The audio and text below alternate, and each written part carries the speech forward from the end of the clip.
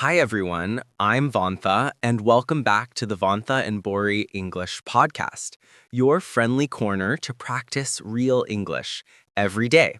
And I'm Borey. Hello, friends. We're so glad you joined us. Settle in, relax, and if you enjoy this episode, don't forget to subscribe and share. It really helps us keep making these lessons for you.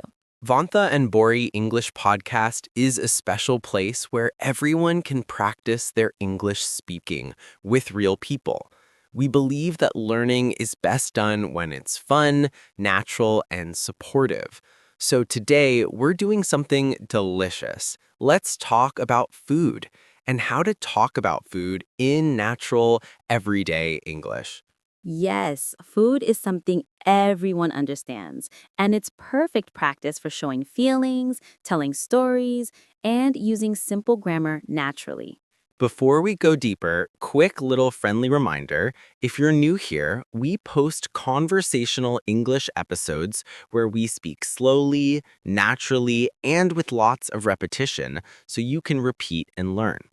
Okay, let's begin. So now, let's set the scene. Why food? Why is talking about food so useful for practicing English? Food is everywhere. It connects us to home, to celebrations, and to memories. When you talk about food, you use adjectives, feelings, past tense stories, and everyday verbs. Eat, cook, order, taste, like, love, all in one small conversation. And it's emotionally rich. You can say, this tastes like home, or this reminds me of my grandmother. And people listen, so it's also great for connecting with others. Right. And in today's episode, we'll move from simple phrases to longer conversations. We'll practice ordering, describing, telling short food stories, and giving opinions. You'll hear us repeat useful sentences, and you'll practice them with us out loud. All right, let's start our long main conversation. Imagine we're at a small cafe together. We'll go slowly, we'll repeat key lines, and we'll build up naturally. Ready, Bori? Ready? Hi, Bori. Good morning. I'm so excited to try this place. What do you usually order for breakfast? Good morning, Vantha. For breakfast, I usually have rice and eggs, or sometimes noodles if I feel like something warm. Today, I think I'll try their special fried rice. How about you? I like light breakfasts, oatmeal or fruit, but when I'm at a cafe, I often treat myself, maybe pancakes or a bowl of noodles.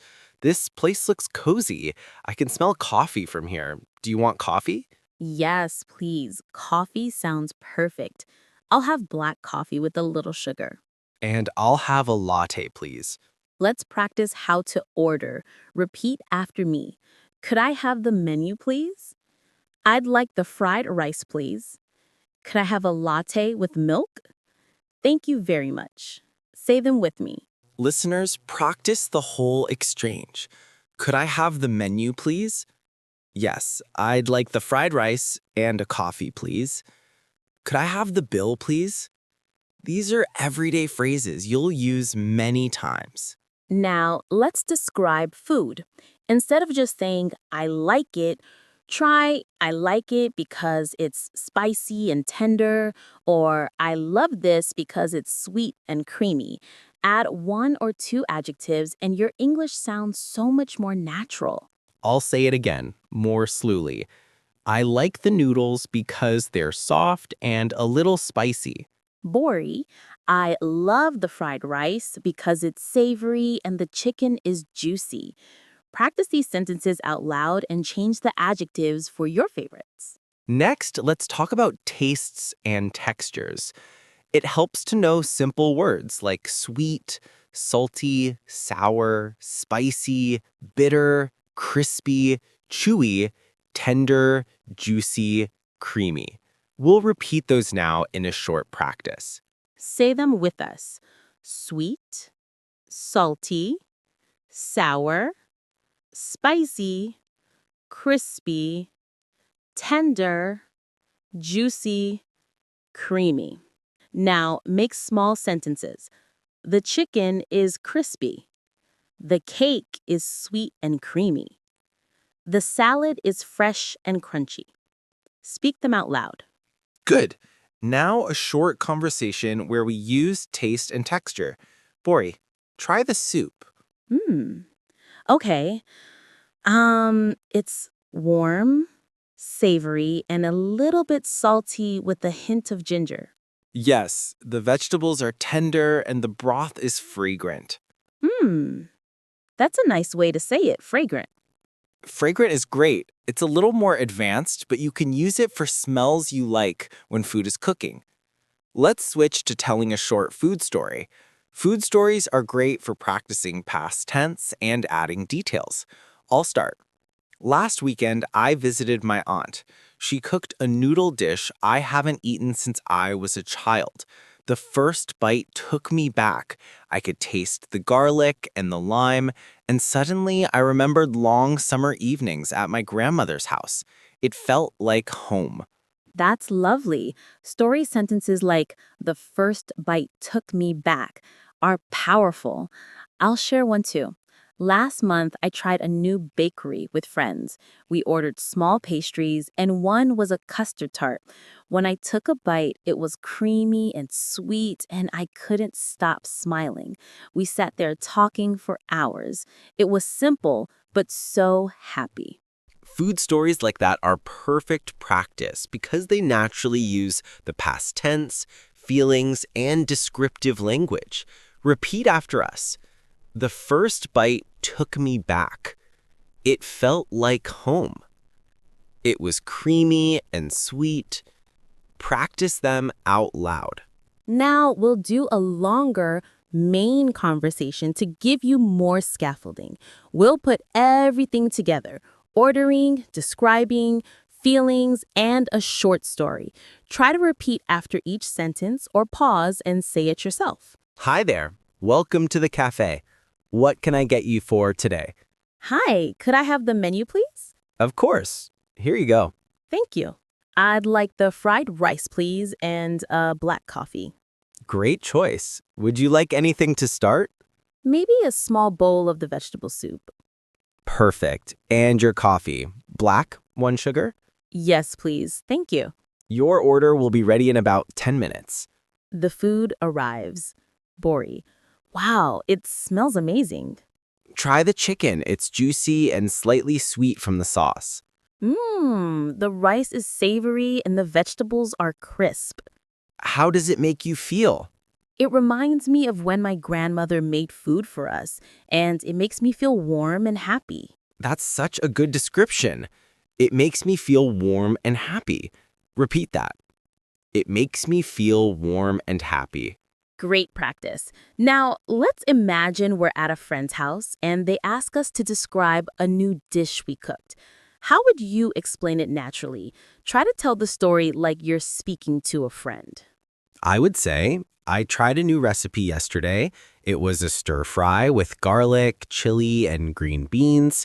I added a little soy sauce and sesame oil, and it turned out surprisingly good. It tasted a bit spicy and very fragrant. My family enjoyed it. Try saying that slowly and then faster. I'll try another version. I made a simple stew last night. Slow-cooked beef with carrots and potatoes. It was tender and full of flavor. The house smelled wonderful all evening, and we all enjoyed seconds. That's natural English for telling a food story. Now let's practice how to give recommendations and opinions. These are useful in conversation. You can say, you should try the noodle soup. It's very comforting. Or, if you like spicy food, I recommend the chili chicken. Use I think or I recommend to sound natural. Here are a few examples to repeat. I recommend the fish. It's fresh and flaky. If you like desserts, try their mango sticky rice. It's very sweet and creamy. I think you'll love the barbecue. The meat is tender and smoky. Practice these lines as if you're telling a friend. Let's cover a bit about asking polite questions in restaurants. Instead of abrupt questions, add could you or would you to be polite. For example, could I have extra napkins, please? Or would you recommend a vegetarian dish? These little phrases help you sound polite and confident. Good point. Now, we'll do a role play where we ask for recommendations. Vantha. Excuse me, do you recommend anything for someone who doesn't like spicy food? Server, yes, our grilled fish with lemon is mild and very tasty. Vantha, perfect, I'll try that. Thank you. Role plays like this are quiet practice steps to get you ready for real situations. Now, let's practice short comparisons. Comparing dishes helps you express choices. For example, the soup is lighter than the curry, or I prefer sweet desserts over spicy snacks. Try saying, I prefer noodles to rice, or I enjoy fruit desserts more than chocolate. Comparing shows opinion and preference naturally. All right, now I want us to practice some everyday food phrases you'll actually use. Repeat after me, slowly. I'm full. I'm starving. This is delicious. Can I get the bill, please? Could I have the dessert menu? These are short but essential. And here are some natural reply phrases. Help yourself. Dig in. Let me grab a napkin. That's on me. It's my treat. Use them when you share food with friends or offer to pay. Now, we'll switch gears a little and share longer, personal food memories. Vantha, tell us a longer memory about a special meal you remember. Sure. I remember a rainy evening when my family gathered and my grandmother made a big pot of soup. The windows were foggy and the smell of garlic and herbs filled the house. We all sat around the table and ate slowly. Afterwards, we talked and laughed for hours. The food was simple but felt like a warm blanket. That memory taught me that food is more than taste. It's comfort and family. I have one too. I remember a festival when I was a child. Food stalls lined the street and every smell made me excited. Fried treats, sweet drinks, grilled meat. I remember sharing a big plate of noodles with my friends, and we were all laughing and sticky from sauce. That festival taste always reminds me of joy and community. Those memories are great practice because they use past tense, sensory words, and emotions. Repeat with us. The smell of garlic and herbs filled the house. We ate slowly and talked for hours. Say them out loud. Good. Next, let's talk about food as culture. You can say, in my country, we eat rice every day, or we often share dishes at meals.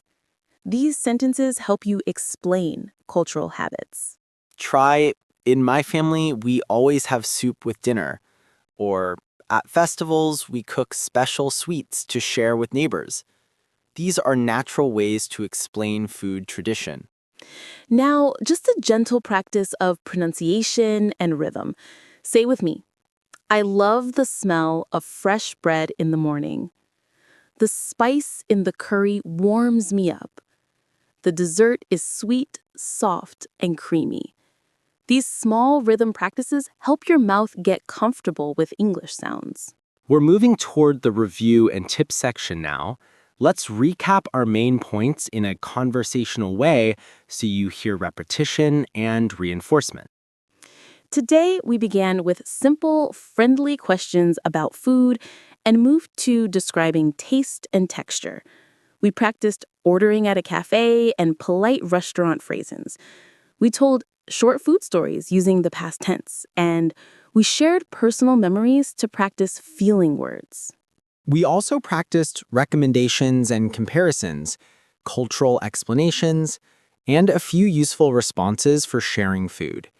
The idea is to use small sentences and then expand them naturally by adding adjectives, reasons, and feelings. For practice, do short daily tasks. Describe what you eat when you wake up. Tell a quick story about a meal you liked, or recommend a dish to a friend. Record your voice sometimes and listen back. You'll notice natural improvements. A practical tip is to keep a food diary in English for a week. Each entry can be 1 or 2 sentences. For example, today I ate grilled fish for lunch. It was juicy and slightly spicy. I enjoyed it with fresh salad. Little entries like that build your fluency slowly. Another tip, use food to learn new vocabulary. When you taste something new, note down one adjective and one feeling. For example, bitter and surprised. Then make a sentence. The tea was bitter and it surprised me. Now our connection wrap-up, a short personal touch where we model a friendly, authentic interaction. I'll ask Borey a question like I might ask a friend, and he'll answer naturally. Listeners, feel free to repeat this with your own friends. Go ahead, ask me. Borey, what's one food you tried recently that surprised you? I tried grilled pineapple at a small stall last week. I thought pineapple should always be sweet, raw, but when they grilled it, the sugars caramelized and it became smoky and sweet at the same time. It surprised me how much I liked it. I shared pieces with a stranger who loved it too, and we chatted about cooking. It was a nice moment. That's why food often leads to new conversations and friendships. That's lovely. For me, I recently tried a spinach and chickpea curry. I was skeptical because I usually eat lighter dishes, but the spices were warm and comforting. It reminded me of a trip I once took, and for a few minutes I felt like I was back there. Those small shared moments are exactly the kind of real English interaction we want you to model. Talk about simple experiences, share feelings, and ask follow-up questions. It makes your speech feel alive and human. Okay, now our call to action, a simple assignment that will help you practice everything from this episode. After you finish listening, we want you to do 3 things. First, speak for 1 minute about a recent meal you enjoyed. Use past tense, at least 2 adjectives, and 1 feeling word. Second, practice ordering in English. Imagine you're at a restaurant and say the full conversation, from asking for the menu to asking for the bill. Third, share your 1-minute food story with a friend, or record it and listen back. Do all 3 tasks out loud. Recording helps you hear your progress, and sharing helps build confidence. If you can, practice once a day for 3 days. Little repeated steps add up more than one long session. Thank you so much for spending this time with us today. We really enjoyed talking about food, and we hope you had fun practicing. If you liked this episode, please subscribe, leave a comment, and tell a friend who likes food and learning English. We'll be back with more real-life conversations soon. Until then, practice a little every day. Be kind to yourself and enjoy your meals and your English. See you next time. And remember, food is a universal language, so use it to speak English naturally and warmly. Take care, everyone.